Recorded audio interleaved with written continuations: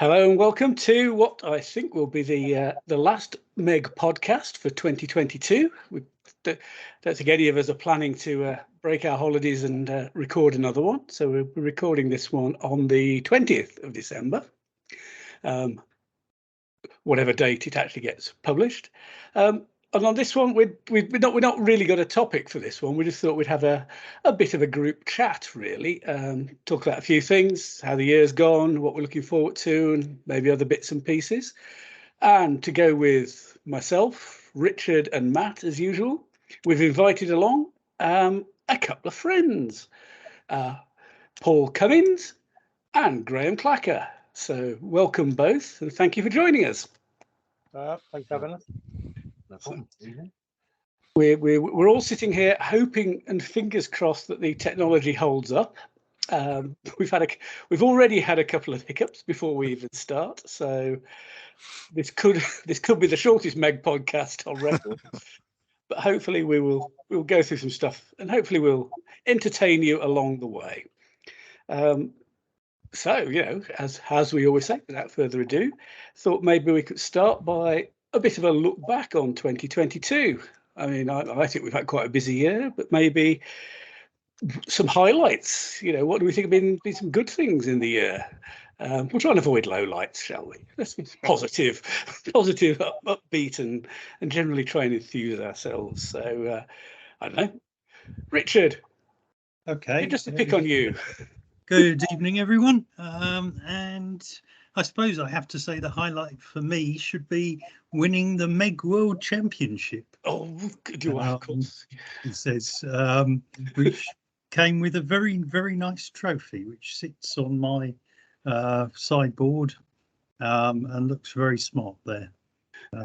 So I have to say, I think I was extremely lucky with the draw. You got a complete muppet in the last round, that's for sure. Well, if you will use elephants in a competition. To those who don't understand, I should explain my final round was playing Nick, and he was using a Anchor Empire army, and I was using a very cunning Parthian army, Sassanid Persian army that was designed to fight in mountains. So everybody thinks Sassanid Persian army don't want to choose open plains, so they picked mountains, and I was thinking they've fallen into my trap. So that's the only claim to any sort of tactical brilliance I'll claim for that competition, but it seemed to work quite well. Yeah, well, it was an interesting take on the army, which, if I remember rightly, it had a large infantry contingent, didn't it? It had a Sabir ally, which provided basically tribal dev charger, I think, foot, and had a minimal number of horse archers and maximised on cataphracts. So it was an army that fought on quite a narrow frontage, but had plenty of troops capable of holding using terrain. But the heroes were really my archers. I had a unit of Sassanid Persian archers who I placed on a hill or a mountain each time, and they sat there and people attacked them and people ran away. So suited me. So that was I guess my main highlight. I have to say I'm quite happy to have reached this week, because this week my other highlight was getting the PDF edition for Maximus and Magna finalised. So I'm looking forward to that being available in the new year. Seeing how that goes. Yeah, that's a pretty big achievement, I think. Presume are we all looking forward to that? Oh yeah. Yeah. Oh yes. Yeah. So You haven't seen it yet. Well, I have seen it. I've even tried it out on my cheap little tablet.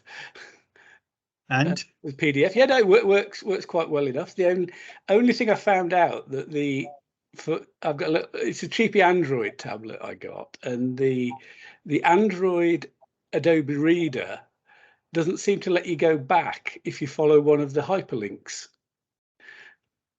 that are in. I found another reader that does. Right. But oddly, so actually I'll throw that open to anybody who's listening. If anybody knows what I'm missing in the Adobe Reader, I'd love to know, because I usually use that. I don't know if anybody else here has. Matt, Paul, Graham, any experience? No idea. I don't put PDFs on my phone. It's a big blank from everybody here. I was hoping Matt, as our tech person, would know. Well, to be honest, I since Microsoft have released their Office version for Android phones and Android tablets, you can now basically put Excel and their PDF reader and stuff on there, and that seems to work pretty well. But I don't have the preview, so I don't know if the links work as expected. Yeah. Well, on this alternative PDF reader I found, yeah, they work great. Follow them, hit a back button, you go back to where you came from, and yeah, it's all looking good. So good. I'm certainly looking forward to it. So Yeah. So GK, I'm going to pick on you next, mate. Fair enough. Highlights for me, probably getting an army entirely painted, in fact printed by me, onto a table. I think probably was the main highlight. Have had plenty of competitions where I've had a lot of fun, which is always good. And I've played a few players from my bucket list of top players. So I always want to play as many of them as possible. You learn a lot more from those games. So, and if you get them in not the first round, you've earned that as well, which is even better. So Nick has crushed me underfoot 3 times, I think, this year. So that was always good. Always enjoyable. You always learn something new. So yeah, it was nice to get an army I painted on, get the Romans on the table, and even if they were going the wrong way a fair amount. But, was that the Romans? Yeah, the Romans. That was my first. It's only taken me take me just over a year to finally get one on the table. I painted everything, but yeah, it's been the Romans with the infamous poor cataphracts. Yes, everyone's favourite unit. Yeah, which actually caused me a lot of problems last time we played, despite me taunting you mercilessly about them in the pub the night before. Yeah, one unit was inevitably going to roll good dice. It was going to be those, wasn't it? Yeah, they were really up for the fight. Yeah. He said we're rubbish. Well, we are rubbish. Yeah, but he said we're rubbish. Oh, yeah, it's true. We might come back to cataphracts a little bit later. I've got a thought about cataphracts. So, although I do have a slight feeling that this group might be a bit of a cataphract fan club. On which note, Mr. Hayward. Ooh, right. Well, I've a personal high note, but I think in general, my high notes this year have been the number of people that have stepped forward to either run competitions or stepped in at the last minute, like Graham, Sid. I'm sure there are others whose names I've forgotten. They've done fantastic work in keeping the circuit going in some unusual circumstances sometimes, and we've had a large number of competitions as well, which has been great. The one at Devices was small but fantastically well run. So in general, that's my highlight. Is it's great to see the community that's formed and people stepping up and doing the scoring and making sure the tables are set up properly and all that fantastic thing. My personal highlight is I've managed to run all bar one of my competitions this year with an army that breaks on a tug of 4. With so all my competitions, I've bar one, as I say, I've run really small armies and done pretty well with them. So yeah, that was entertaining. Matt, was the one competition you didn't have a breakpoint of 4 the one you won? No, that was the one I got absolutely butchered. That was Ice and Fire at the beginning of the year when I ran my Koreans. I did not do well with that at all. I think I came second in Devisers with oh god, what the heck was I running? Sassanid Persian. And then I did the same at Warfare with a minimal list that I threw together the day before. So yeah. I ran one at LGT, but unfortunately I had a bit of an accident in the car park the night, so I never made the Sunday. I think, Paul, you stepped in and ran one of the games for me, didn't you, on the Sunday? Just one of the game, a quick hour down the road, play a game and jump straight back in the car for an hour back again. But yeah, Yeah, it was great. I think you scored more points on that one game than I scored on the entirety of the 3 games on Saturday. And we were very grateful for Paul doing that. That was really good. Yeah. Driving down, so it fits in with what you're saying. So yeah, we will also come back to that 4-break army a bit later, because I think there's something worth talking about there. And I know Richard has used an army with 4 breaks somewhere along the line, but I haven't. So maybe we'll have a bit of chat about that later. But anyway, Paul, you got a name check there? Yeah. Well, building the Chinese. Actually, no, rephrase that. Chinese war wagons, not Chinese in general. Chinese war wagons. That's been my highlight of the year. They're absolutely evil. Unfortunately, also that's my low light. I think I've been cursed since the last time I used them in a BritCon. Every time I've been planning on getting them out again, something's happened and prevented me from going to a competition. Absolute disaster. But also the 2 best moments in competition for me this year was shooting a dismounted Tibetan army completely to a standstill with them. That was amusing. And a game I lost 15-0 when I think that was actually more a count of how many pints of lager I'd had while sitting in 40 degrees and replacing all the water in my body with lager. And I don't remember anything about the game apart from it was fun and I achieved absolutely nothing. I'm not sure how I achieved absolutely nothing with that army, because it was just 2 armies just sitting there batting away at each other. But it was great. And the other thing, actually, sort of the wider thing, is a number of sort of odd themes, especially towards the beginning of last year. So Ice and Fire and Foot Sloggers. It's really nice to get some completely different armies out. So it's going to head, I think, to a couple of good ones this year with the similar sort of ideas, or bringing in a bit of Magna and some 28mm stuff. Could be good. Cool. So we will see the war wagons again, perhaps. Oh, I hope so. I haven't actually checked how they've changed in or if they have in the new version yet. I was saving that for this week while I'm off on holiday now to have a look and see what's going on. Any spoilers, Richard? I don't believe they've changed at all. I'm gutted. Okay, I suppose I ought to have some highlights. I think, like Richard, I'm going to start off with a competition I won, but it's way back in the mists of time. It was Ice and Fire at the start of this year. I liked the theme for the competition. It was sort of Easternish armies, which are sort of fit into my what I like, really. I took along the early Northern Song, which is an army I'd just painted up. Figures I'd bought specially for that army, so that sort of fitted in really nice. And basically I won all 4 games. So I scored 60 out of 60, won the competition, and the last 2 rounds were against Lee Sanders and Simon Hall. And beating both of them, it was really, really good. I particularly liked towards the end of the game against Simon Hall's Mongol army when I charged one of his cavalry units in the front and rear with infantry.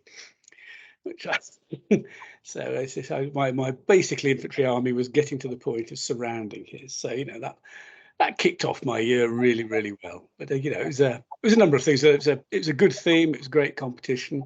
It was just a great start to the year. So hopefully next year's one will do the same. I think Paul's mentioned another highlight of mine actually was Foot Sloggers.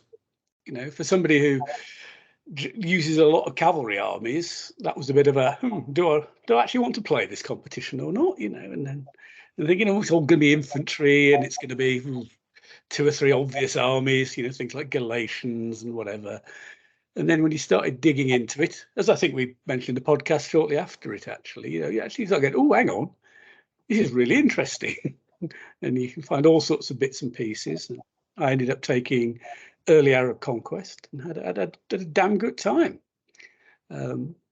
which included the first game, which it involved. Was it where Richard fought 2 battles side by side in an absolute moment of madness and ended up with it must have been close to 8 foot of continuous combat between the 2 tables. as armies just ran straight at each other. Yeah, I was using Inca on one table and Bantu tribes on another. Yes, I rolled about 40 combat dice in very quick succession. And by the end of it, I didn't have a clue what army had done what, to be honest. But it enabled competition to carry on without a buy. So yeah, I mean, that was just heroic, really. It's because it was Will Denham, the other person you were playing, who was next to me. I can't remember. Yes, that's correct. I was playing Will's Canary. Yeah, that was it. Yeah, but I do remember. You're running up and down these 2 tables, and whenever you were rolling the combat dice for the other one, Will or I got a break.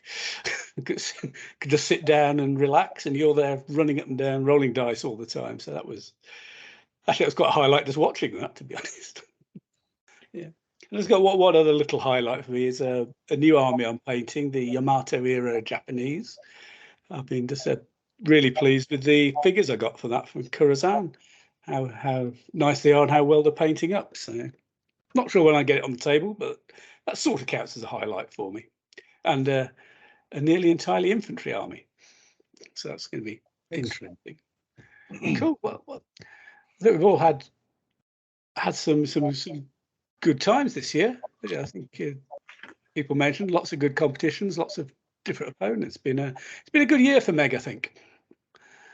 So.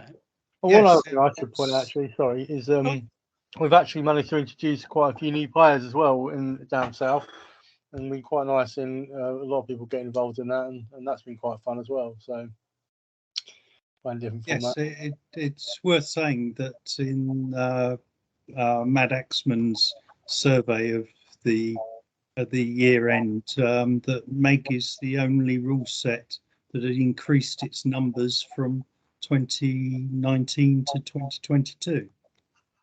So hopefully we're doing something right. Even if we're not sure what it is. Yeah. Well, hopefully the PDF edition that you've spent so much time doing will help accessibility as well, because I think these days a lot of people are looking for electronic versions that can be kept up to date. So we obviously rolled all the Claries into that, things, and they work out cheaper than hardback books. So, yes, and we're combining the best of both worlds, because as part of the download package, you can get the low resolution for loading up onto the tablets, or the high resolution print on demand version as well. So meet the best of both worlds. Nice. Personally, I'm going to try and see if I can run it from my tablet. Although I feel my tablet being a cheap one, it might just turn out to be a feeble excuse to buy a better tablet. All that money's saved by using PDFs. Yes, we'll save so much money I can afford a nice new tablet. Yes. And I wonder why I'm broke. Okay, well, talking about spending money, to pick up something GK mentioned earlier, his Roman army, his first army for MeG that he's painted up, is also a 3D printed army, isn't it? Graham? It is. Yep. Yeah. So, and I know a lot of people are quite interested in 3D printing, and I know equally I am pretty unknowledgeable about it. Is unknowledgeable a word? Am I offending Mr. Cummins as our resident teacher here by inventing words? Quite painful, but it could well be a word. I will consider myself told off for that, for my lack of technical knowledge. I think, Nick, ignorant is the normal word that would be used. But, can I claim English as a second language? I've spent so much time reading and talking war games rules that maybe I've ceased to speak English. And I've just been doing something for work as well, which You could probably play buzzword bingo with me. Corporate speak is taking over. Anyway, there's enough of me waffling about my pronunciation and stupid words. So we'd ask Graham just to, give us a bit of a rundown on 3D printing, some of the do's and don'ts, what you need, what you can get, what you can do out there, and because there's hardware and software and all sorts of stuff. So, Graham, over to you, mate. Yeah, sure. Okay. Well, 3D printing is a pretty broad subject. So, I mean, it's used for all sorts of stuff, and you can print in lots and lots of different substances as well. I mean, just a basic example there. It's used an awful lot in medicine, printing very, very small things, implants that go into for use for medicine. So tiny things with lots and lots of detail. And there was also a case somewhere I was reading where in some place where they're 3D printing the outline of houses. So it's quite different. But obviously we're interested in 3D printing for toy soldiers. So there's really a couple of options. You can 3D print in plastic. Most common is something called FDM.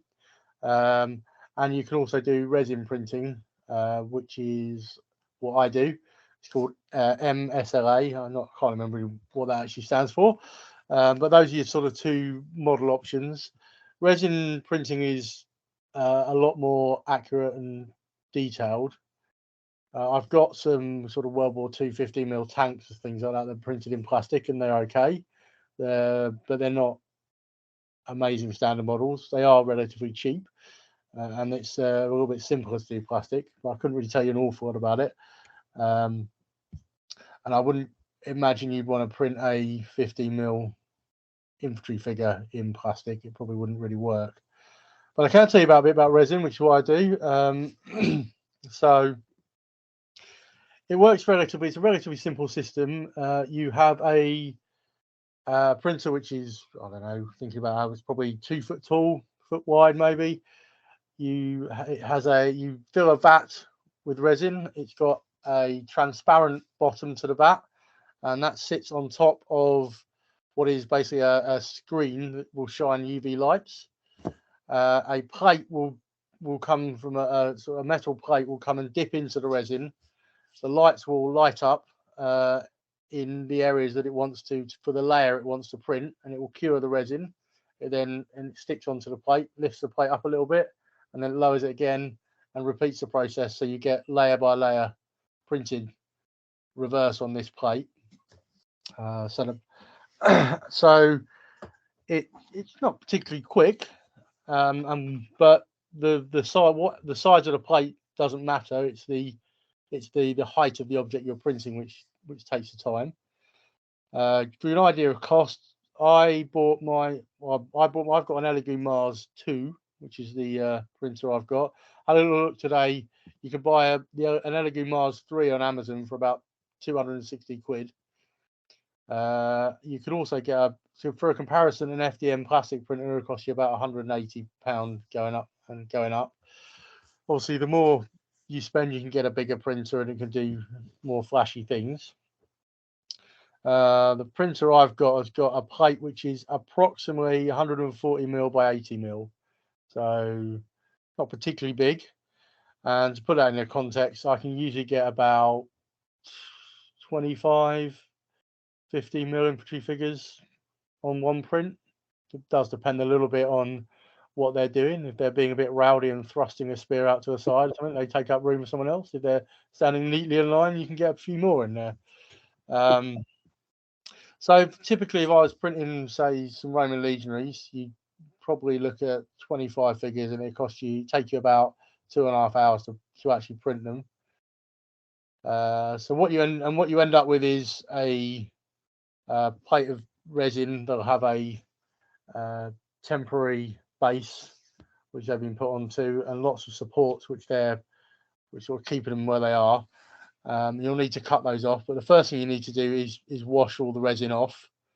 You can buy quite nice curing stations that do all this in one. I've not used one of those myself. I get Tupperware boxes and fill them with IPA, which is pretty much pure alcohol. Stick your models in. Yeah, don't drink it. War gamers plus pure alcohol.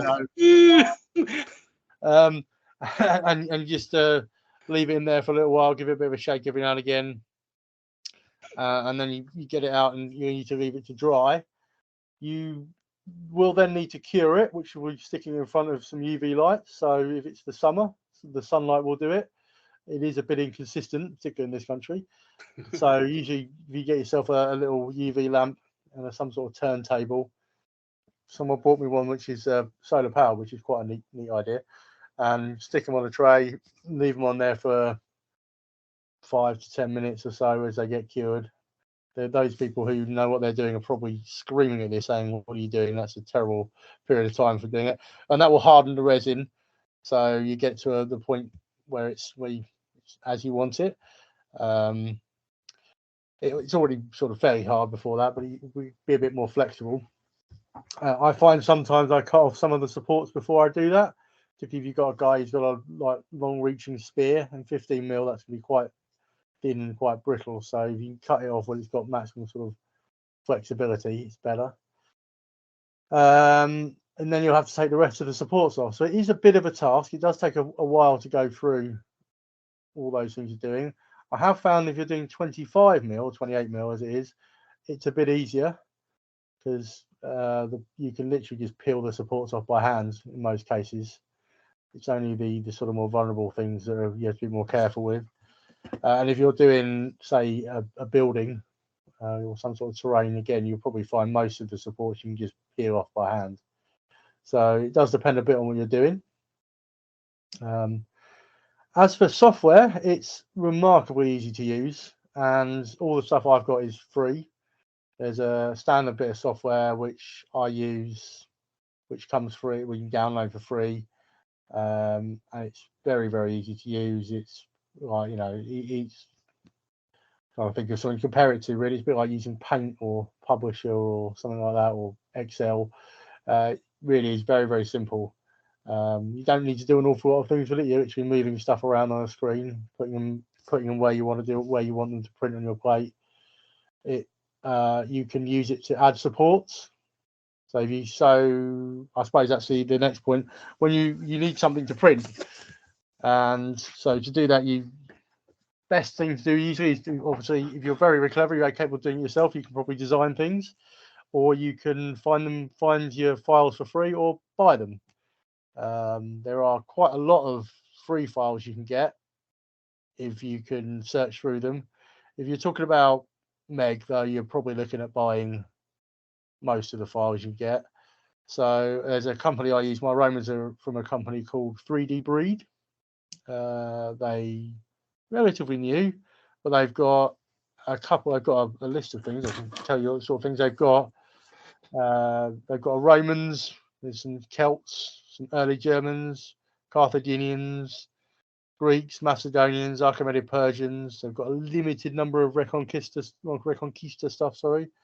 And there's various enemies and allies of those things. So you've got Parthians and Spanish and things like that knocking around as well. I've got a different set of people who've done some Mongols, and I've got quite a large number of samurai things I got as well. If you can find these things on Kickstarter, you can usually get them for an incredibly good deal. So I think I spent something like $50 on the samurai files, and there are hundreds and hundreds of files. Loads of stuff. And I think I backed the Greeks, Macedonians, and Persians, and that cost me about $40 or $50, and I've got literally all the files they've done for that. If you're buying them later on, you can look at sort of the majority of things you'll need for a Roman army for something like 40 euros or something like that. So it does depend a bit on how much you're going to print. But if you've got a 3D image and you need to add supports to it, make it print ready, really easy to do using the software. And if you want to be a little bit more adventurous, you can do some fairly clever stuff with software as well. There's another free bit of software called Mesh Mixer, which allows you to put things together and edit things slightly. And I've got a friend I know who does World War II stuff, and he's got some figures, some World War II infantry figures, and he's found some other bits and designed the bases, and he's actually printed his figures on the bases with all the little dioramas on the bases. So he had one unit of sort of 4, so it's slightly bigger than slightly bigger than a MeG cavalry base, if you're thinking about that, with 4 infantrymen running around, and there was a chicken hutch and a chicken all 3D printed on the base. So you can do some pretty clever stuff like that without being particularly expert in it. I haven't really bothered on that because it's don't feel particularly beneficial for MeG. So that's kind of a run through. I'd probably spend £30 odd for a litre of resin, and that will print you probably get a whole army or so out of that, I'd have said. Maybe depends on the army, obviously, but you probably get a 15 mil army quite comfortably out of that. Maybe a few bits and pieces as well. You'll need to get your various bits like your Tupperware and your lights, and you'll need to get some IPA. One other thing you will need to do is get rid of this. It is a bit of a pain. Is getting rid of the residue, because it's toxic stuff. So you've got to get it all cured.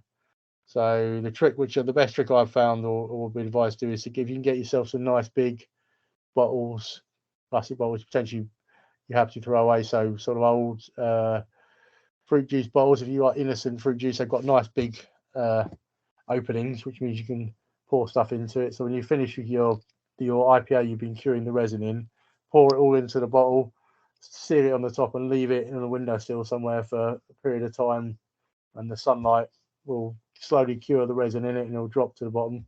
It's really good in the summer. It's a bit slower in the winter. And you'll end up, and you can then pour your IPA through a filter and then just reuse that again and cure the resin a bit more until it's fully hardened, and you just chuck it away. But it is a bit of a slow process and to be a bit messy. I think that's everything. Yeah, so Ask away.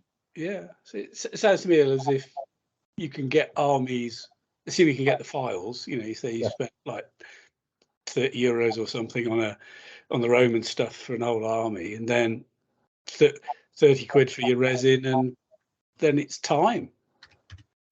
Yeah, and you will need to get some IPA and things like that in there as well. But I reckon that I managed to get my printer in one of the Black Friday deals or something like that, or Cyber Tuesday or whatever they call it. And I think I spent £160 on that. I reckon probably 2 armies worth, and I'll probably pay for the printer and things like that. I reckon that's my theory. And you get to do lots of nice fun things like snails and all sorts of stuff, The inevitable snails. For those who don't know, Graham has got some printed snails that he uses for slow markers for shooting. So, snail slow. It's even got an S in it. It all works, doesn't it? Has anybody else got any experience in 3D printing? I haven't. For some reason, I have this inkling that Paul might be the one who has. I've not done any actual printing. I've bought a few 3D printed figures from somebody fairly local. My question about it really is about the STLs, because how scalable are they? Because you're 25mm and you're 15mm, while the figures, if they're just human scale, will be the same. But one of the things miniature designers tend to do is make the hands and the heads much bigger to make them look better in different scales. So how much of that sort of scaling goes on in the STLs? Well, that's a fair point, and certainly I've got the Mongol figures I've printed. I bought them, I think, as advertised as 15mm, but they to me, I think they're designed to be 28s. So some of them are a bit slim. Certainly with the samurai seem actually okay, but the swords are very thin.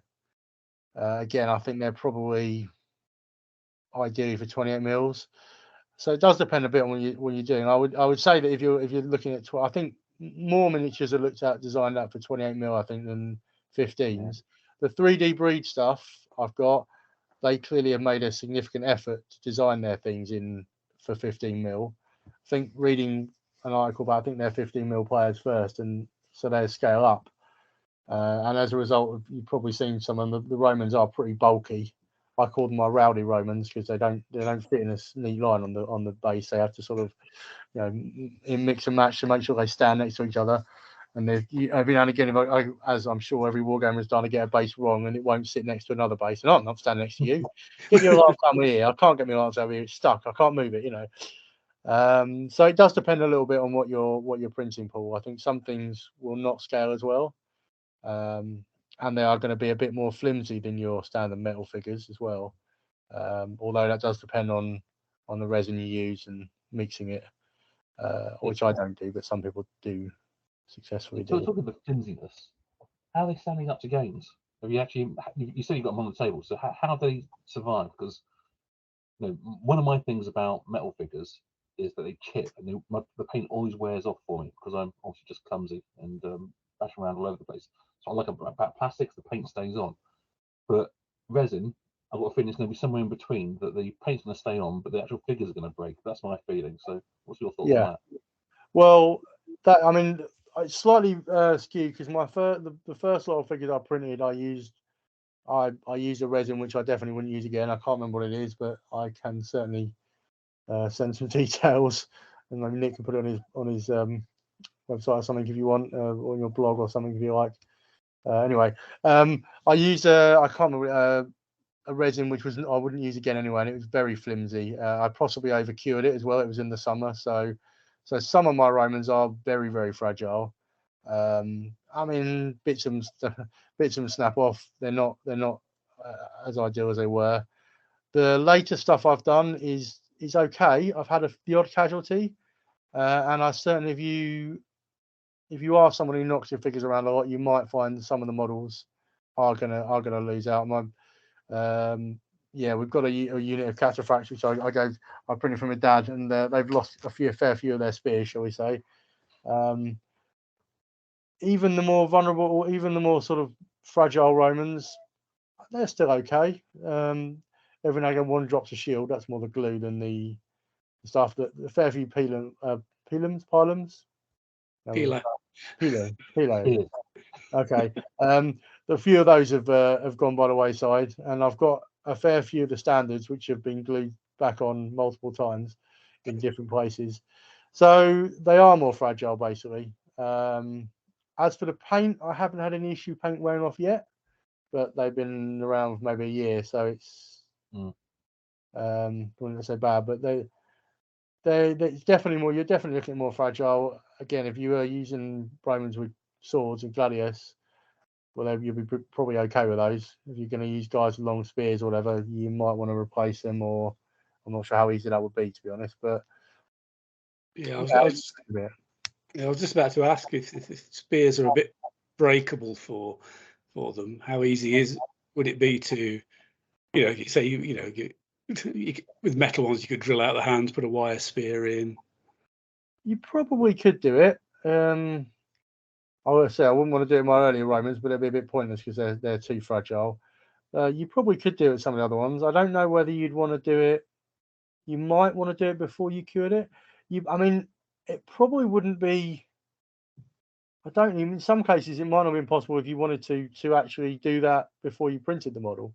If you went into a mesh mixer, you might. I haven't tried anything like that, but you might be able to delete the spear. Just cut it off.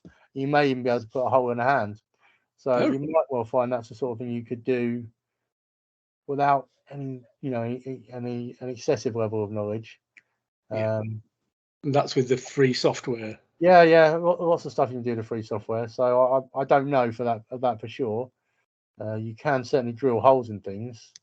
So I'd imagine you probably would be doable. One of the things you will find you would do if you were printing a larger model, like you're printing a tank, for example, is you tend to hollow it out. And if you hollow it out, you then need to punch some holes in the bottom of it so you can drain the excess resin out. So I know you can punch holes in things. So it might be possible to do that. It might even be worth a try thinking about that. So Because that does depend on you being willing to do that. Because I know a lot of people who don't like having separate spears and having to drill hands and things. So Yeah, I'm lazy like that. I'm happy to want to break, or might break. I'm happy to be careful, but certainly it's an ongoing process. But yeah, just on that, does anybody do like Macedonian pikemen or Swiss pikemen or anything? the Macedonian pike are available now. I haven't printed any yet. So I haven't even looked at the file, so I don't know what they're going to look like. I think they may even come in 2 parts, so that could be interesting. I don't know actually. I don't know if I'd be worried or not, because one advantage you have got a fair bit of flex in them. So if you didn't cure them, if you only cure them lightly, get your paint on them, you might find that you're somewhere in between the two. You're not constantly bending them. We'll see. I've got some Mongol cavalry I printed, and they've got pretty tall lances. So we'll see how they last. I've stabbed myself with them a couple of times, but it's not as bad. Nowhere near as bad as stabbing yourself with metal, which is one good thing. And nothing's gone yet, and they're fairly flexible, so they may be all right. So we'll just see. What's the using the printer like in a domestic environment, shall we say?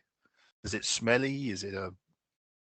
It's not too bad. It is a. I mean, it is a bit smelly. It's not too bad. I use a plant-based resin, so save the planet and that sort of thing.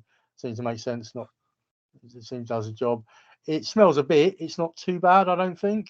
You can. I don't know if I've gone nose blind, but you can. It tends to be I've got what I call my hovel where it sits in. But I've sat and painted next to it, or it's about 4 or 5 feet away from me. It makes a bit of noise. It's not quiet. It's got a sort of hum, a bit like a sort of photocopier, and big photocopier that's sitting in the background or something like that in an office or something like that.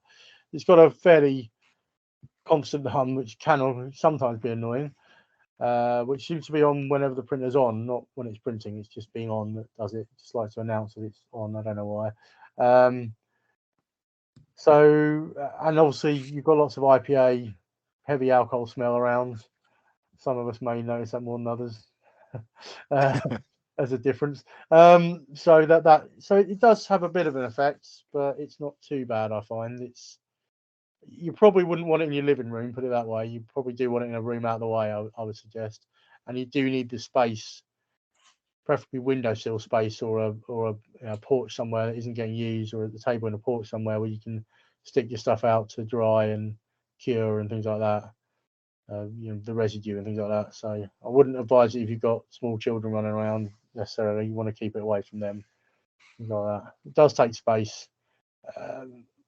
And you could put it in a cupboard, frankly, as long as you can get power to it. That wouldn't be a bad thing. So you wouldn't want it in your living room. Your other half would definitely get annoyed if she's watching the TV or something all the time. But it's not too bad. Been out of the way. That did feel like a loaded question from Matt. Yeah. Thinking if you can squeeze one past your missus, Matt. Well, funny. I have no experience with 3D printing, but I do have a lot of experience with buying 3D printed STL files off of Kickstarters. Right. So I have quite a large library. Just at the moment, no physical way to use those. You see, so you'd be supporting Kickstarters, would have no way to use them. That's right. Yeah. Now I've just got to build up to getting the printer. So yeah. Right. Yeah. Are there third parties who will print these files for you? Yes, yeah, there are. I don't know an awful lot about them because I haven't been looking for them. There's certainly a few. I'm not sure you're necessarily going to get great value if you're getting from a third party. Some of them certainly seem to be fairly expensive at looking at them. I guess that's because you need to mark up in order to make some money, and sort of some of that disappears. Also, I'm buying the files from somebody with a license for me to print them for me, not to sell them. So I suspect you'd have a bigger license if you were selling them on. I know that there's a guy, mostly sort of ancient moderns and World War II tanks and things like that, but who I bought a number of stuff from, plastic printed. So there are a few. I think Robin bought some previously, and I think Jamie's bought a few as well. So there are a few places. There's one I keep seeing on eBay. He prints some of the 3D breed stuff, but then they charge quite a bit for them. So yeah, I think Robin bought some incredibly nice looking Norman cavalry, something like that. But I think he found them very brittle. I think they might have been what you were saying about sort of 28mm downsized. I think so. Yeah. I think there are some like that, and you don't know. And sometimes you don't know until you try it how they're going to come out. You also get sometimes prints just don't work for various reasons, and you don't get on top of that quick enough. You can end up having build up areas that don't work on your print plate. You have a bit more time cleaning them. I suppose the other thing that's worth mentioning, which is sort of the future of 3D printing, one of the futures of 3D printing, which is we're not really there yet in terms of sort of home printing, but is 3D printing in color. Oh, right. So it can be done, as far as I'm aware. And I did have a little look today. There are a number of different ways it's done, but very few of them are really actually realistically usable for home printing at the moment. But there is an interesting website called Hero Forge, where it's for people who play sort of role play games and want to have their one miniature. They've got an online program where you can design your own miniature. You can, absolutely tons and tons of different things you can put in there: the stances, the poses, all the different clothes and things like that. And you can also color the miniature, and they actually have a system they can send it out and get it printed for you in color with all your design on it. And I've seen one, and it looks pretty good actually. It was 28mm figure, and if you're a good painter, you could do a better job. But if you certainly wouldn't have an issue putting them on the table. So its technology is potentially there, and obviously that could be a bit of a game changer if you didn't have to paint your army. Obviously, different software will be required, but that may be there in the future.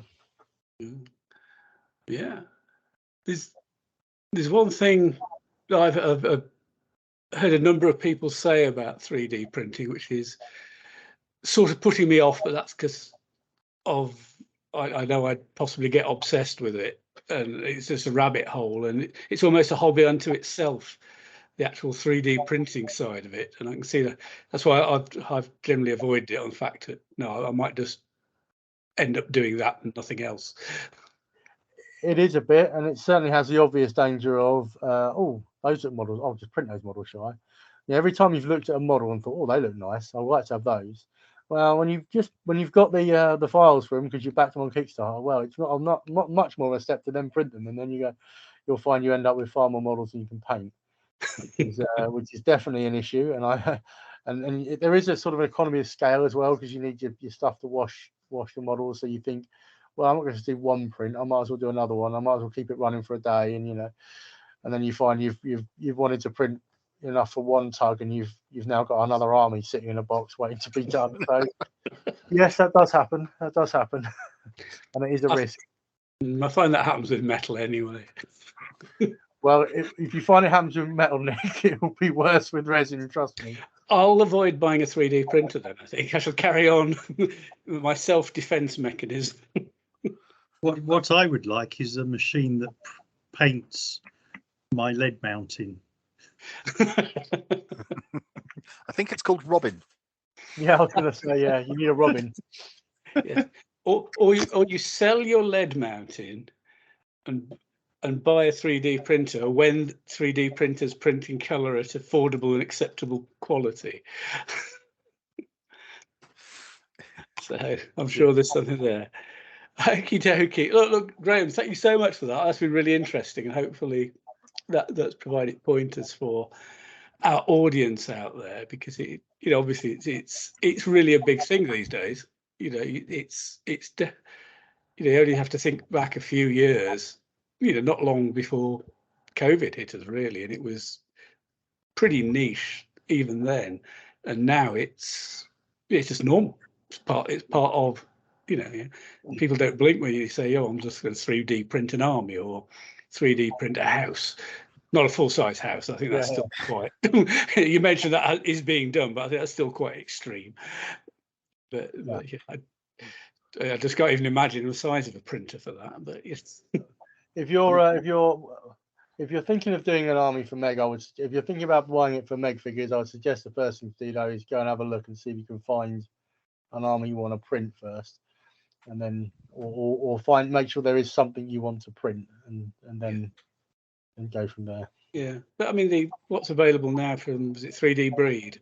Yeah, armies you rattled off for there. That was, it's a pretty Pretty good. substantial amount, given still how new the whole thing is, and I suspect moving into Aitken's historical is not top of the list when people are looking at things to design. So, yeah, no, thanks very much. That's been really, really good. The one thing I've noticed in the 3D world at the moment is there is a massive amount of what I would call terrain stuff out there that you can print off. I mean, there are entire Viking villages that people have done. I bought one for South American medieval, well, Incas, Aztecs. They've done the entire range. It's like 300 different buildings. And it's stunning, and I can see you're talking about getting obsessed. I could see that's where I get obsessed. I think, I just want some new terrain for an army, or that kind of thing. Barricades, Aztec barricades, type of thing. Or pervases, or Oh God, yeah. I could also, if the editing software isn't that difficult, as Graham suggests, you get it. Also, I think, a camp for every one of my armies, a different camp. And this one's got the option of a fortified. Well, I'll do the unfortified and the fortified one, just by adding a palisade around the outside of it or something. And oh God, yeah.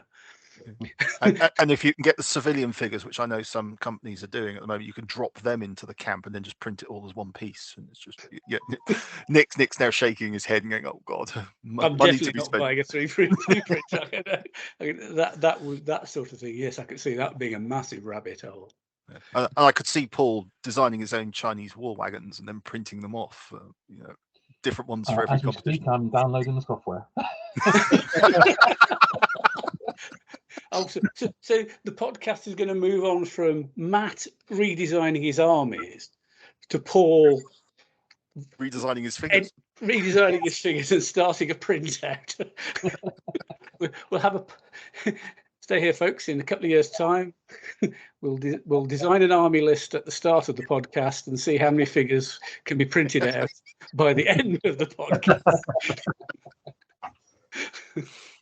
Yes, that'll be the new podcast challenge: literally design and build an army in a podcast. Right, moving along from that piece of insanity to what will Matt, you're gonna kick this one off, because as I mentioned earlier, it follows on from your stunning victory at Warfare with the army designed in 5 minutes, but with a break point of 4, if I remember right. Yes, it was indeed. Yeah. It was. It was Sassanid.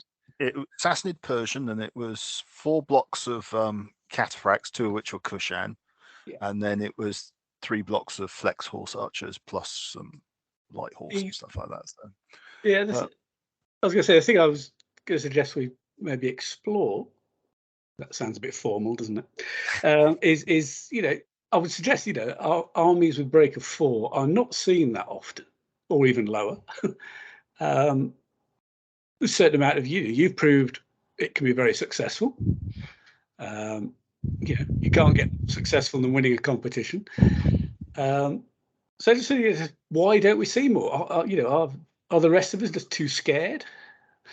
Well, I think there's, first of all, I think it's worth distinguishing. There are 2 types of army with small breakpoints. One is an army that has a lot of skirmishers, and so has a relatively small number of tugs, but they're not necessarily that powerful. Or you could have just an army which is nothing more than 7 or 8 very powerful tugs. So the approach to using one is slightly different, perhaps, from using the other. So for example, I have used a Parthian army which actually only had 3 tugs, and the rest were skirmishing horse archers. So that army is a very different beast from an army that's just 7 or 8 powerful units. So what did you have, Matt, in your army? The one at Warfare was 3 blocks of superior 6 cataphracts, 1 block of average cataphracts, 2 blocks of the Asvaran loose order protected experienced bow short spear cavalry, and then the Kushan, I think it's Kushan Flex cavalry, which are unprotected, but they were going to stay in skirmish and always be out of the way. So you're right in the terms of that one was particularly block heavy. It worked on a very heavy punch. The one I ran at the Vice took a later pre-Islamic Arab ally, so it was all unprotected flex long spear, and only had 3 cataphracts in the main body, so quite a different beast. That relied almost on the cataphract saying, "Look, I'm here," whilst the Bedouins swept around the flank and tried to do them in the rear. So that was actually an army with quite a lot of skirmisher types, but the skirmishers weren't shooty skirmishers. Correct. Yes. Which is possibly yet another type or a subtype. Well, I can actually add a third type in that. I ran I ran Ottoman Turks at I can't remember which competition it was now, and that had 15 victories to me, and then I got Lee Sanders, who smacked me silly in the last round, and I scored 0 points out of that one. So I was in contention into the last round, but Lee really did me over quite spectacularly with his Crusaders. God wills it. Sorry? God wills it was a competition. That was the one. Yes, you're quite right. Yes, because you were also running Ottoman, weren't you? I was. Yeah. But so my Ottomans in that one, though, were a different beast in that they didn't actually, they relied on 2 units of blocks of 4 Serbs as their punch, and then the rest was average loose order cavalry, but with 2 blocks of Janissaries and a load of skirmishers, and that actually operated at a difficult terrain, oddly. So so again, slightly different beast. The one thing I would say is, in terms of what I found, if you're going to run a small army, you need a fortified camp on the whole. It just frees you, or a way to protect your camp. The Ottomans ran barricaded skirmishers, which effectively did the same thing. And what it means is you are free to roam around the table how you like, without your camp being vulnerable. Because of course, you lose a camp, it's a tug, and it's a cap test on all your units. And then when you're that small, you don't want that happening. So that tends to be the way. If I'm going to run a small army, I really need to fortify or protect the camp. Richard, would that fit with your experience? Yes, I think I'd probably agree with that. I think whatever size army you use, you have to have a plan as to how you intend to use it. So I mean, my overall opinion is it actually doesn't matter what size the breakpoint is if you've got a plan on how to take advantage of what the army has to offer. I think that's one of the good things about MeG, is that actually you can be successful with a considerably wide range of different armies.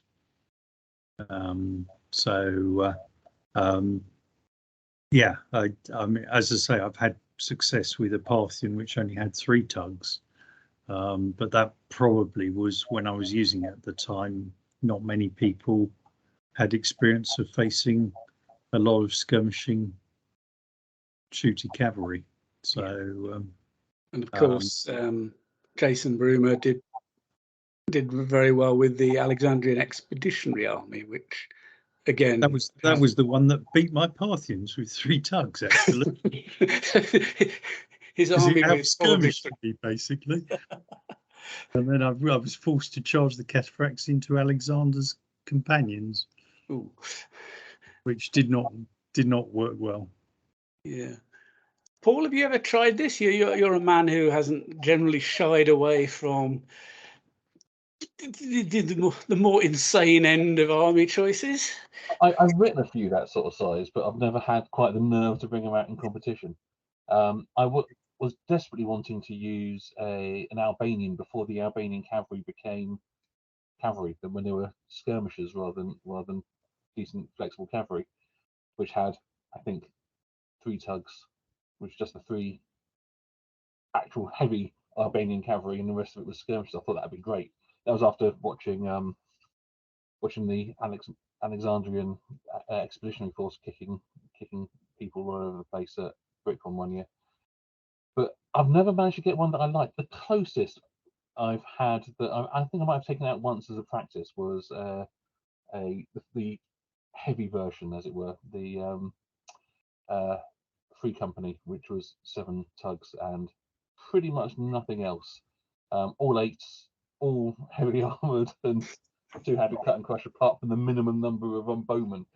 I think that was quite potentially very nasty, but I just fear that the whole army is going to collapse with a couple of bad dice rolls. That's the bit that scares me with it, and I just don't have the nerve to take that to competition.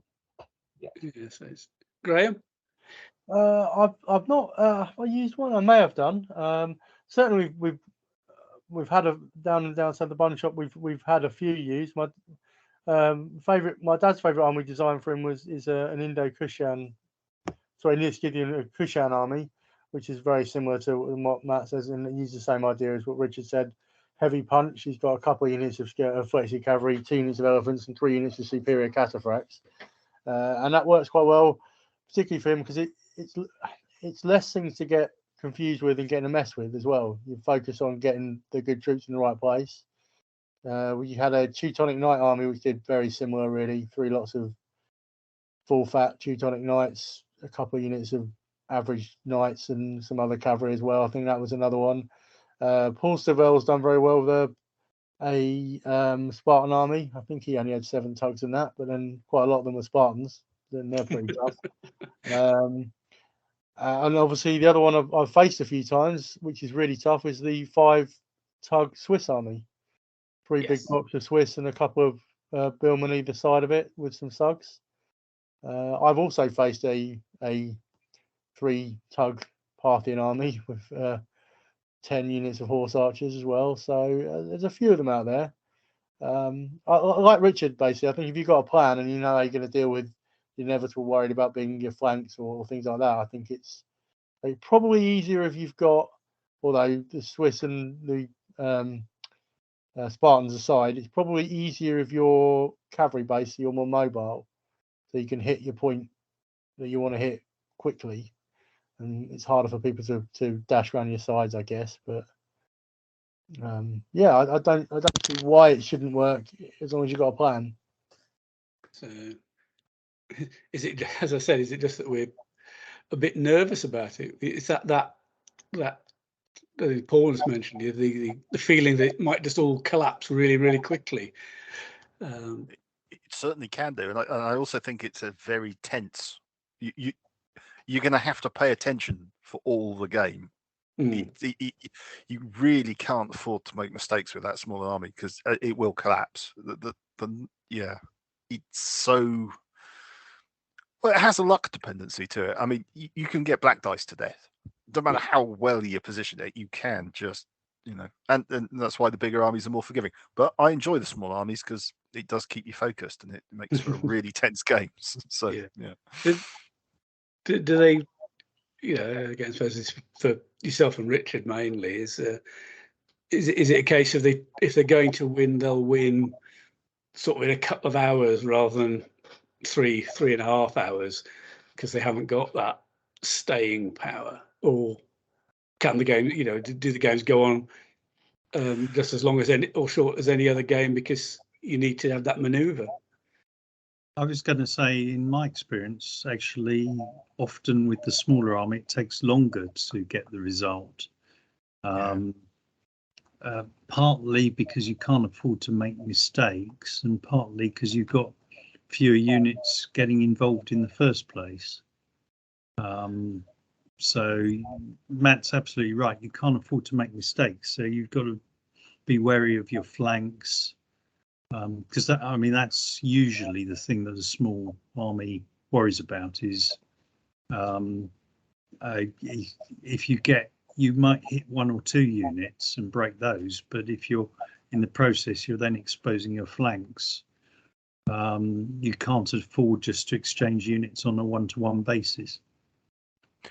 Yeah, and you can also find that you'll spend the early stage of the game actually being quite slow as you build up the good cards, because often you want really good hands across all your commands for removal of wounds, holding charges, that kind of thing. So it pays to just take the slow approach and throw out all the rubbish. So by about turn 3, you're actually sitting on greens, yellows, and reds throughout your command structure. Particularly if you use professional generals, that can be a big help as well. And the other thing is, a lot of times you'll find your opponent will actually withdraw, particularly if you're using one of the big heavy armies. Or, it's small, but it's like 18 superior cataphracts coming towards you. You will often find that they will back up in a hurry, and it will take you a good few hours just to get across the table. Sometimes, as Mr. Hall did to me at Warfare, he was literally at the back of his camp by the time the main combat happened. Yes, his army wasn't really designed to stop a big heavy punch, though, was it? Oh, it didn't help that not only did I get to choose the terrain, I also managed to just get a billiard table. So he was really not having a good day before we'd even thrown any dice. Nobody has any sympathy with the rules author. Absolutely. I felt no shame in running him over with the cataphracts. So I think the main reason a lot of people don't use it is a lot of armies don't naturally lend themselves to that sort of build. I think that'll be the main reason. There'd be no point doing it with, say, I don't know, says struggling to think of a hot plate. Yeah, exactly. Yeah, couldn't do it.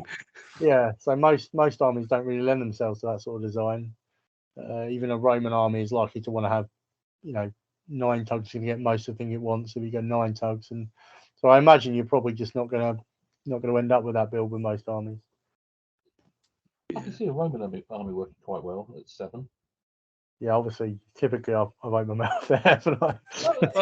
I don't mind fighting a Roman army with only 7 because I know I can put 1 or 2 units to occupy its good troops and then work my way around the flank. So I'm not fussed if my opponent only has 7 units. The challenge is on. There we go. I think Mr. Brumer's one at Devises was 7 because he ran a Numidian ally.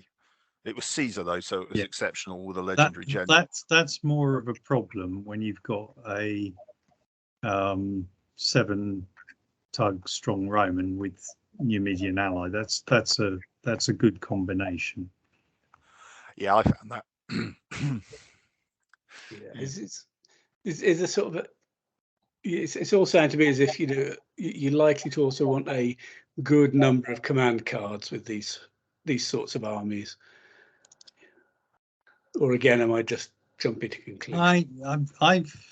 I play differently to Matt, clearly, because I don't think I've ever actually attempted to hoard cards before doing something, mainly because I'm always convinced that I never get good cards anyway. Yeah, right. So, well, actually, that's a good thing, though, isn't it? It means that there's not just one way to play these sort of armies. Oh, indeed. Yeah, no, but my style is very much to get across the table and hit the opponent before they can think of how to react to me. But is that back to people play differently? Yeah, back to fighting Paul when he's had 15 pints of lager. Well, that's always. Yeah. Sorry, Paul. Yeah, that doesn't happen very often, I have to admit. Just going straight up and fighting everybody straight head on, that happens quite a lot, but 15 pints of lager doesn't happen very often. So anybody? Do you think we can persuade people? I'm trying to think of. I tend to go for a certain safety blanket approach, and it's got to have at least a break of 5. I think it is psychological. I think you've got to accept if you run an army less than a 5 break, you're going to have a bad day possibly. You just can't. There are certain armies you will run across that you just cannot beat. They will either get the terrain, because as Graham said earlier, most of them tend to be cavalry armies for the small breaks, like Timurid. Now there's an interesting list that I still don't have the brass to put on the table, because anybody who can design me a good Timurid list that can do well in competition, please send it to me, because I can't. I did use one at BritCon, which I think only had 7 tugs, which did okay, but I'm not sure whether I've nerfed the army since then. Well, I think you didn't you win the competition we had at GT in 2019 or something? You beat me in the last round again. I keep losing to Richard in the last round. I'm going to get a thing about this. Yeah, I think that was Timurid, and you have made changes to the list since then. I know I've certainly made changes to the Timurid army list, so it's perfectly possible. But I don't happen to remember that game, Nick. So. Actually, I can't remember if the army had only 7 tugs either. So, but if I've used Timurid, it's usually been a pretty small army. That's for sure. Oh, it wasn't big. That's for sure. Yeah, superior skilled shoot and charge. Yeah, you don't get many of those for the pound. No, you certainly don't. They can be really good though. Oh yeah, in what, 30 centimeters of the table.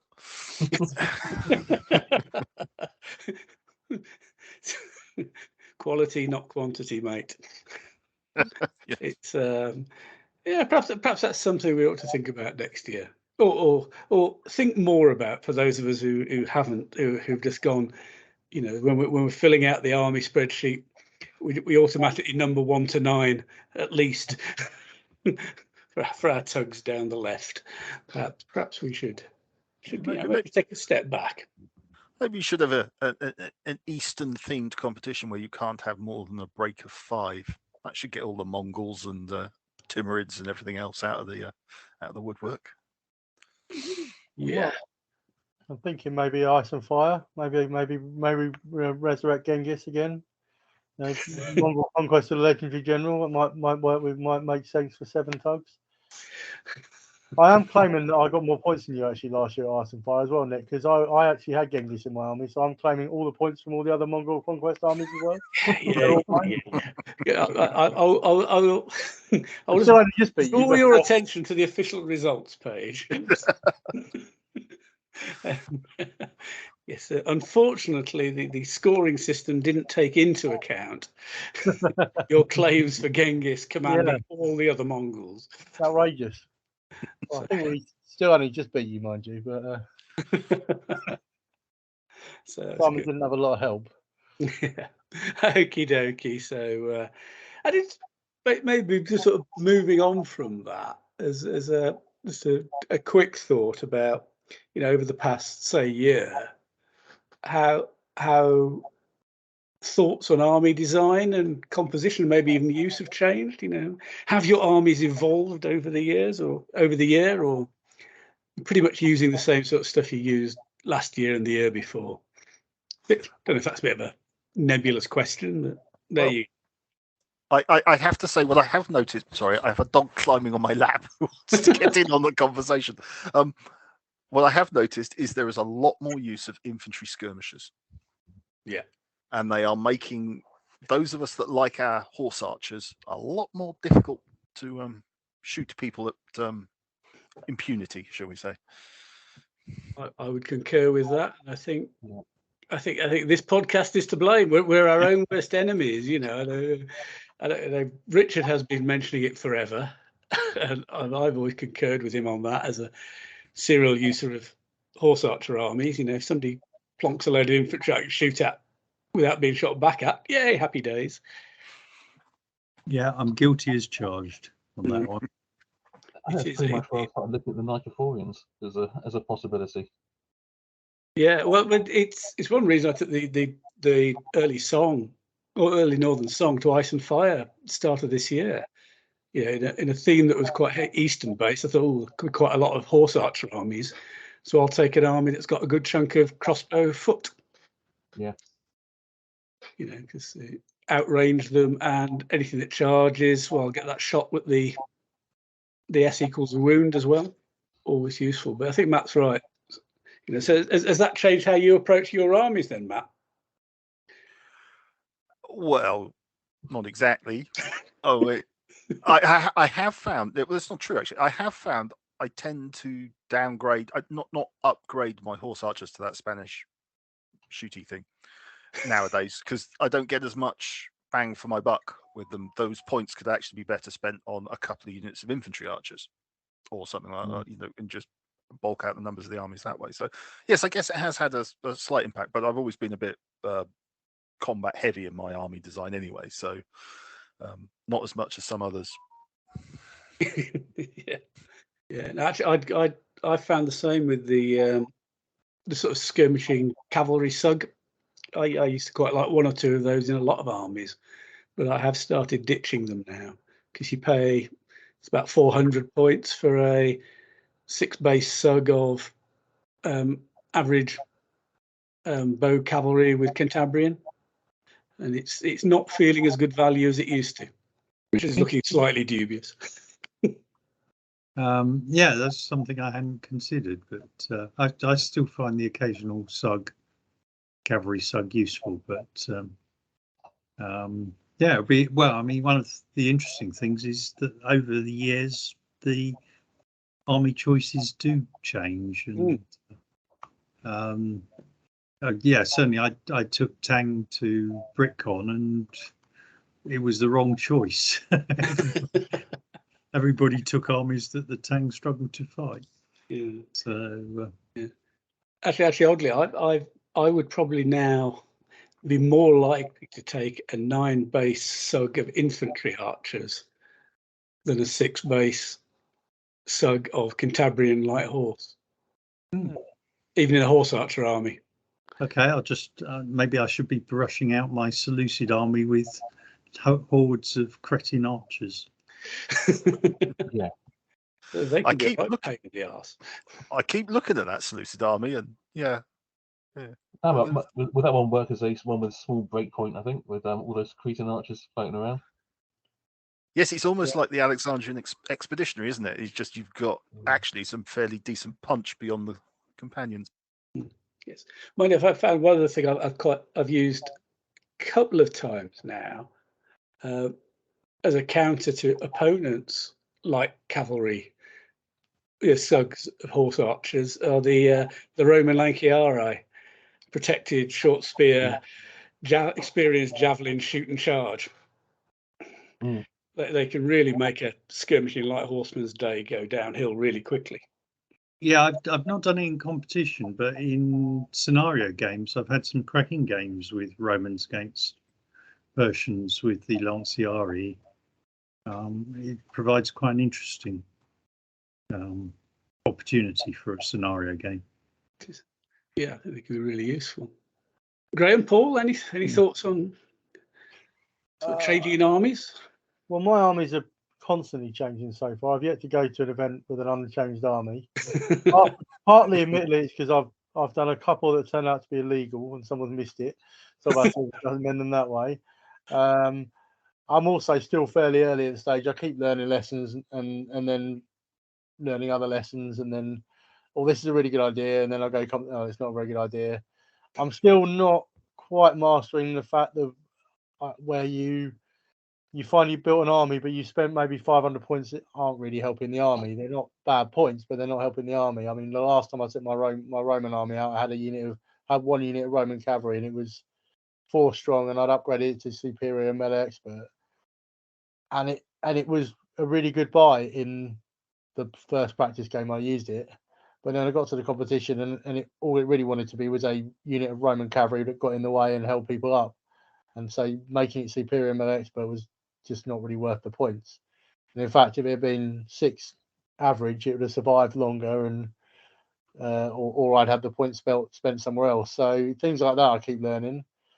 I'm the other way around with cavalry thugs. I've actually found, particularly when I've tried to use a shitty cavalry army, that I haven't got enough points for expensive ones in most of the armies I've used. So I tend to downgrade them to poor, and I find them really useful for that. They're pretty cheap.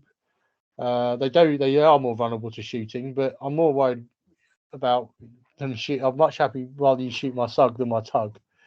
And having a few of those guys around just to throw some extra white dice or possibly occasionally hit something in a flank, I found pretty useful. So I quite like a poor. Well, you know me, I like downgrading everything to poor, but cataphracts. Yeah, I do quite like a poor horse archer unit. It's quite cheap and useful, gets in the way. Although, yes, all my armies are evolving, but I think that's probably more the case of the fact that I've still got a long way to evolve as a player, so to be expected, really. Yeah, I think some of my armies are becoming a bit more fighty than shooty, and that's possibly a reaction to things like the increased use of infantry skirmishers. You know, and I think I've found that even with my something like the Seljuk Turk, the horse archers are probably charging in a bit more than they used to. Just sort of related to that, I think certainly over the last year or so, people have really latched onto shoot and charge mounted. I'd agree with that. I started the year obsessed with shoot and charge mounted, and I've seen it gone off those horribly. I think my Lithuanians did so poorly that that's gone to one side for the moment. That was not a splendid moment in the sun. So that was getting shot up by skirmishers and foot bow.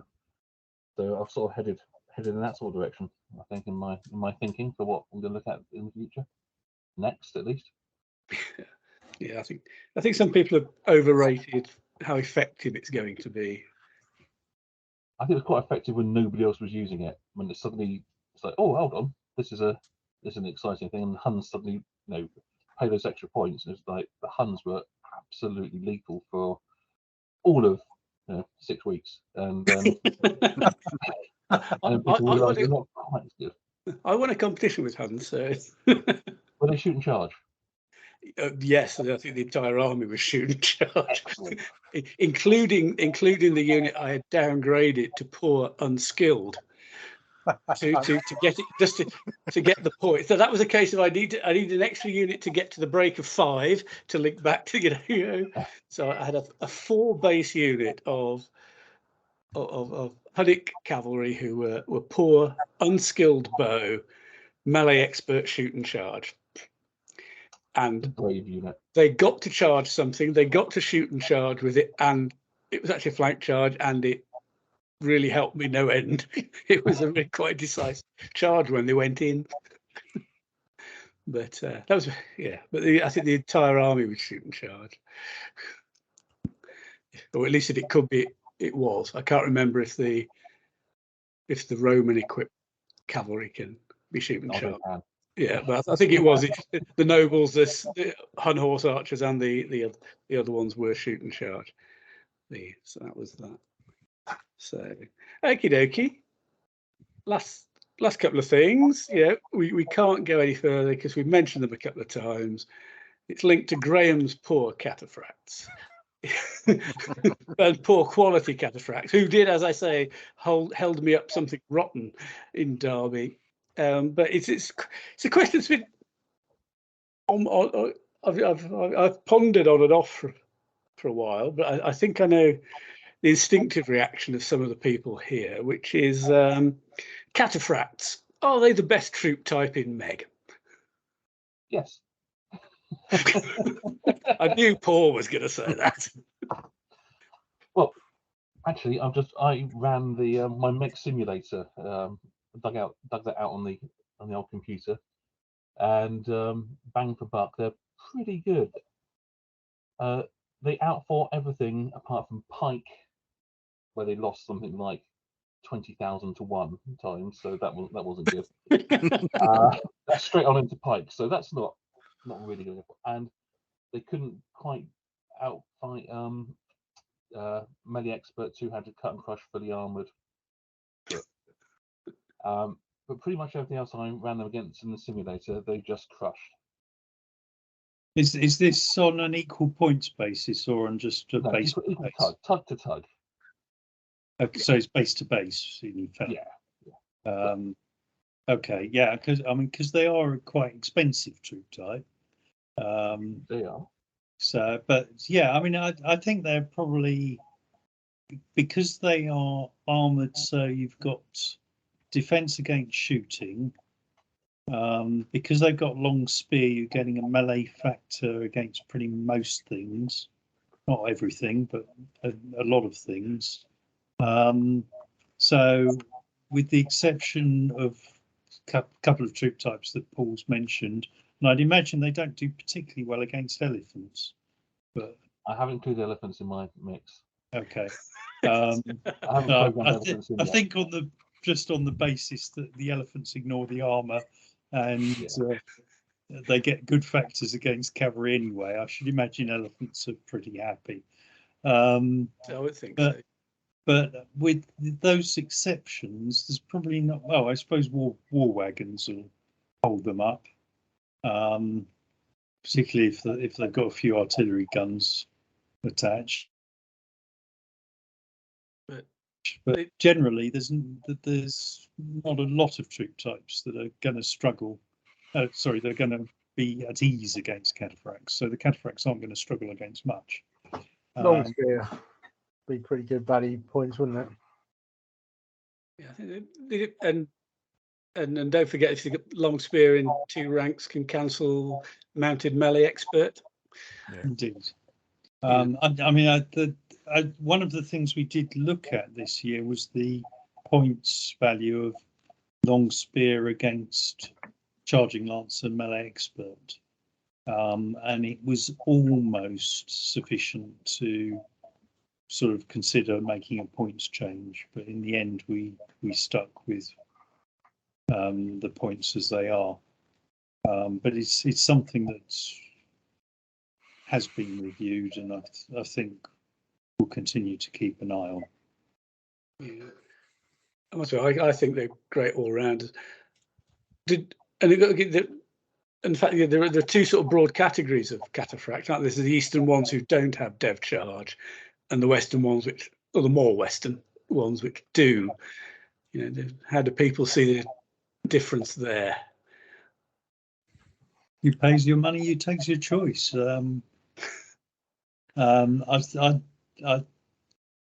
Obviously the dev charger ones can get into trouble a bit easier, but they can also fight their way out of trouble quite well as well.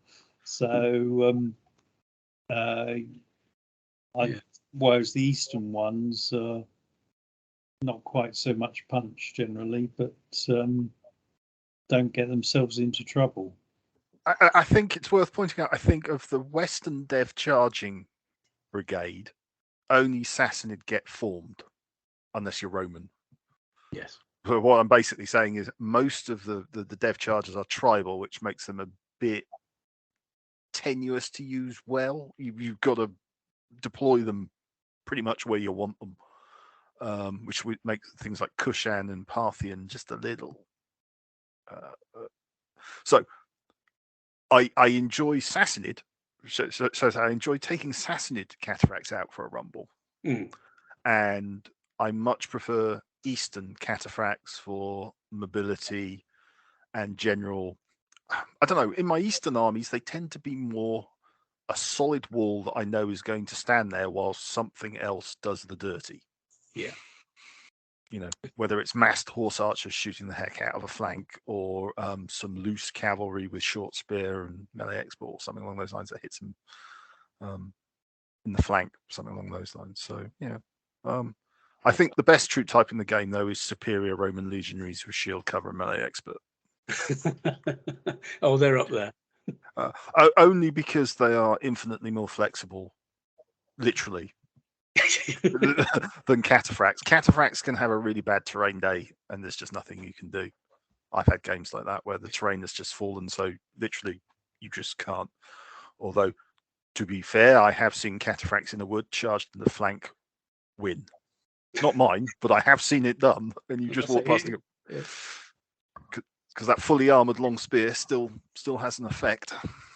Does, yeah. Paul? Yeah, I think those Eastern cataphracts are a lot better.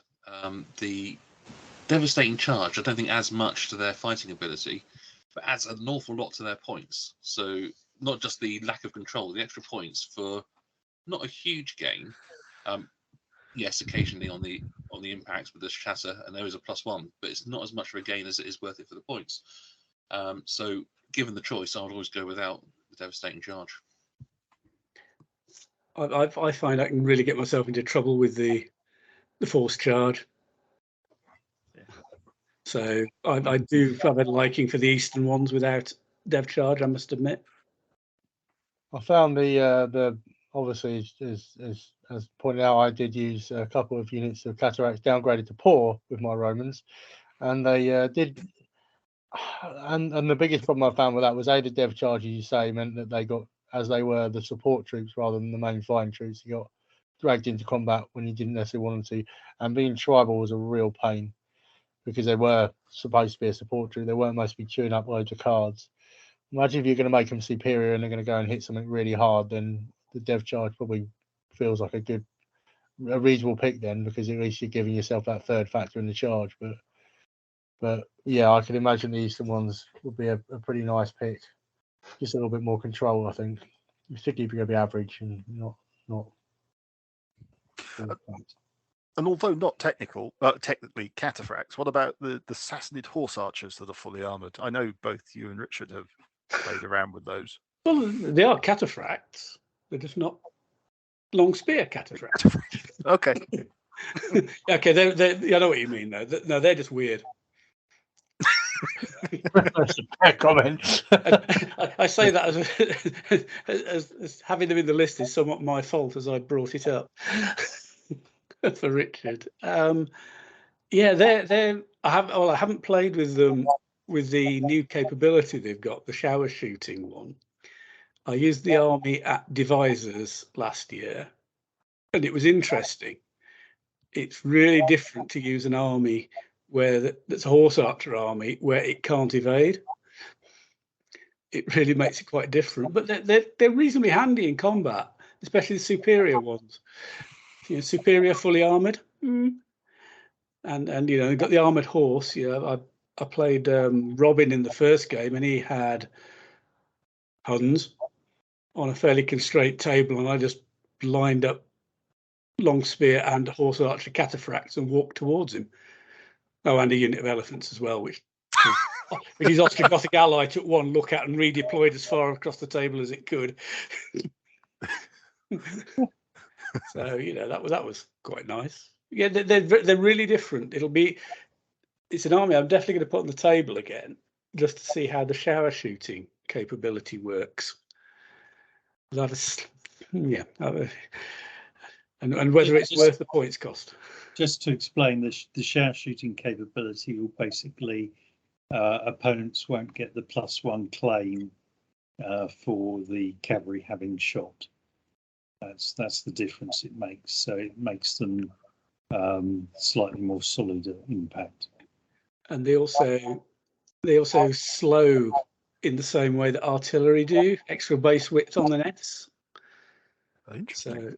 So yeah, they've got an increased chance of slowing people and therefore getting more shots in. So that's going to be interesting to see. But there is Richard evilly put a points cost on it. Damn. I think there are a lot of people who are going to be relieved at that. I think it's probably sensible, all things considered. Because it has the potential to be quite powerful, actually. Actually, I haven't seen, on the subject of the changes to the list, actually, I haven't seen what the shove reduction has done to the points in my Sassanid lists to see. It'll be about 4 or 5 points a base. So yes, the only ones they've clocked, I think, were my Roman ones, which I think, because they're drilled close, I think they ended up saving something like 7 points a base, 5 or 7. I can't remember which one. Well, I've got 24 cataphracts in that warfare army, so you've probably got 100. You've probably got 100 points back. Yeah. Yeah, maybe the horse archers will be of use in that army later on. Then upgrade them a bit. Okay, so I think there's a certain amount of love there for cataphracts, isn't there? Although They I look think the pretty point. as well. I'm sorry. They look pretty as well. Oh, yeah. absolutely, yes. Yeah. Why it's important. Yeah. And of course, the last thing, sorry, on Okay. cataphracts, they're not actually cataphracts, but any of the post 1450 like Italian or Maximilian Germans, where they're close order, fully armored horses. I mean, not cataphracts, but they're pretty damn close, and they also look quite pretty. Yeah, and then and quite a few of those are charging Lancer Dev Charge melee expert as well. Oh yeah, but they are really quite eye-wateringly expensive. At least the Italians, you can have a cheap back rank. Yeah. Yeah, close sure. order, heavy, close order protected. Yeah, it's still not cheap. Oh god, no. Get those really cheap German ones with the shove. They're... Yeah, tribal, the tribal ones, three racks deep. Yeah. Yeah. Yeah, I am tempted because that's just so stupid. It's got to be done. I have been as well. I must admit. I keep looking at those. That is so stupid. Yeah. You know, lumbering. They bring a whole new meaning to lumbering. I think. Right. Sorry. After you. No, I was just going to say. I think there's one list that you can have 18 of them. One of the German lists can have 18 of those tribal things. I wonder what they'll be like in 28mm. I was going to say, watch out for the 28mm Magna competition. Well, I'm now on board up. with the no. next. I think it's going to have to be seriously heavy cavalry. You'll have it's the German with 3 of those. You'll have an army that's going to be 2, 4, 6. It's only going to be about 18 bases wide, probably. 3 pike tiles and three wedges, 3 deep columns of knights. No flanks. I'm sold. Yeah, you put the knights in the middle, the Kyles on the edge, so you've got no flanks. Oh god. You'll need to be lifting weights to carry the army to the competition. Plastic. I think you'll find Warlord do enough troops in plastic. Or there's the Perry's late end Wars of the Roses Knights will probably just about do it. Now, if you're going to go 28mm, you want proper lead. None of this plastic stuff that blows away in the wind. Just getting images of wargamers cueing the Rocky music as they're lifting these like. We're going to promote MEG competitions by a sort of Rocky type montage, training scene, are we? Yeah. Well, Jason Brumer's always said, because it's an athletics halls mostly, we're all athletes. So therefore, This is a new definition of athlete, is it? Quite possibly. Yeah. Yeah, I'm not sure that'll hold much water. This is a horrible thought. Right, moving away from that ghastly mental image.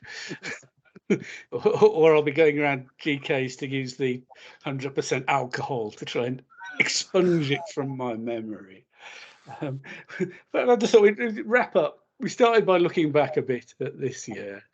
So let's look forward a bit to next year. I don't know what people thought, things they're looking forward to. Obviously, we're kicking off the competition rounds not that long away now, ice and fire. But just thinking, what are people looking forward to in the MEG world for next year? Either games, new armies, or whatever springs to mind. Richard, you can start again. Okay. Well, I'm excited by the opportunities for playing MEG alongside the Rome Total War board game that will be coming out hopefully Q1, Q2. So I think I'm looking to set up a few campaigns and that sort of thing at Guildford Club or elsewhere. All right, so that's use the board game for the campaign side and fight the battles in some scale of MEG. Is that the plan? Indeed, that's the idea. Cool. So yeah, Paul. Well, I think the 28mm stuff's going to be fun. see what it's like.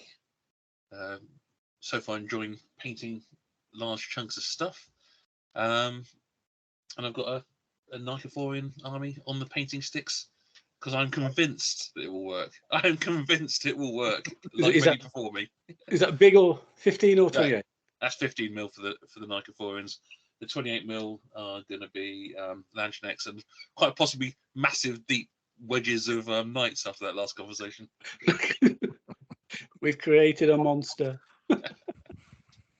So, yeah, Graham. Well, I mean, obviously, Ice and Fire coming up next, so I'm looking forward to that. It'll be nice to get playing that. Not yet decided what I'm going to use, but certainly looking forward to re-scheming all my lists with the slight changes that have been happened. It's another excuse to go through and redesign various lists, and painting, getting a new army on the table. I'm not yet sure what it's going to be. I'm certainly very tempted by this 28 mil madness, and there's a few guys down south who were sort of newly starting to play, digging out their 28 mil figures. And I mean, I watched a unit of cavalry charge 5 base widths in 28 mil. It was miles. How can you not be excited by that? Look how far it moved. That is definitely a thing. You think you're nice and safe, and all of a sudden you find these things charge at you, and they're in range, and you're suddenly reacting to moves you didn't think you'd have to react to. Yeah, there's going to be some distinct differences. Yeah, cool. Yeah. I found it's quite, sorry, carry on, Graham. Sorry. Quite nice too. One of the sort of advantages of 3D printing is when if I'm having trouble sort of working out how to paint something, it's an excuse to print a 28 mil, a few bigger figures, and then sort of paint the larger models, and then have a look at what your models are. Although it is quite strange painting. I don't know if you guys found it, but painting 15 mil after painting 28 mil is quite weird. Yeah, I found that. So yeah, lots of new toys, lots of new games, and hopefully, getting crushed under feet by Nick again as well. Matt. Well, I'm disturbed by the fact that Paul's insanity is matching my own. We seem to be a synergy at the moment when it comes to that army. I have thematic Byzantine on sticks in 15 mil at the moment because I'm convinced there's an army in there that would work. I'm wrong, but I'm desperate to try it and see if I can get that to work. 28 mil, obviously, I'm really looking forward to that. It's a period. It's a scale that I never really got involved in when I started wargaming. I went straight to 15, and I have this boundless enthusiasm for it, and I don't know why. It's 28 mil, but I've already planned. Well, I bought one army, which a couple of you know, which should be interesting, but I have to say, Victrix have just released their Scythian horse archers. Oh, they're stunning. They're gorgeous figures. So I've immediately gone back to thinking about Sassanid Persians and Parthians, or something along those lines. Well, they call them Scythians, but you can use them for Parthians and all sorts. But worth looking at those figures. They're in plastic. So yeah, I've already planned a second army on that front. So, and then I'm sure there'll be a medieval one in the Perry stuff at some point. So 28 mil better take off. But at least it's plastic. Well, I used to play a lot of 28 millimeter in the Field of Glory days, so I was a latecomer to 15 mils actually. So I'm looking forward to getting all these 28 mil armies on the table again. Yeah, well, I think like other people saying, the 28 mil is certainly something I'm looking forward to, and painting an army. I mean, I started wargaming in 25 mil back in the day.